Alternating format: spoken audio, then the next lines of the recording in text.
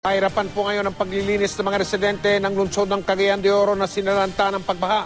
Makapal na putik ang iniwan ng bagyo. Ang problema, malaking bahagi ng Cagayan de Oro ang walang tubig at kuryente. Nakatutok si Maki Pulido. Ito ang downtown ng Cagayan de Oro City. Bagamat hindi gaanong napinsala ni Pablo, may bakas pa rin iniwan ng bagyo. Walang tubig ang kalahati ng syudad dahil sa mga nasirang booster pump. At wala pa rin kuryente ang malaking bahagi ng syudad.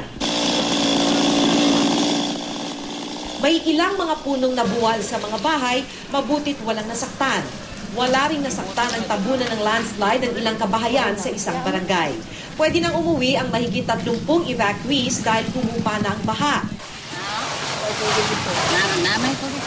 Hindi lang biro ang gagawing paglilinis dahil sa kapal ng naiwang putik.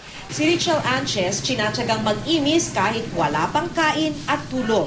Wala na silang perang pambili ng pagkain dahil hindi nakapagtrabaho ng lumikas sila bago pa dumating ang Bagyong Pablo. Kumusta ang paglilinis? Mahirap na mahirap. Pagod na pagod, wala pa kaming kain. Bakit hindi pa kayo kumakain ngayon? Ay, wala pa sweldo. Sugat-sugat din sa paa si Richel. Wala kasing bota. Hindi naman daw sila pwedeng magtsinela sa putik. Wala ring tubig sa gripo, buti na lang at may nahihingang tubig mula sa nakaparadang truck. Pero si Adelaido Bacario sa naiwang tubig baha nagsasalok ng tubig para makapaglinis. Simba ko lang pala, di na lang utangin ako ng Ginoo. Wala na magitay, mga kwarta ka para sa tambal. Dahil pahirapan ng paglinis ng bahay, marami pa ang natitira sa mga evacuation center.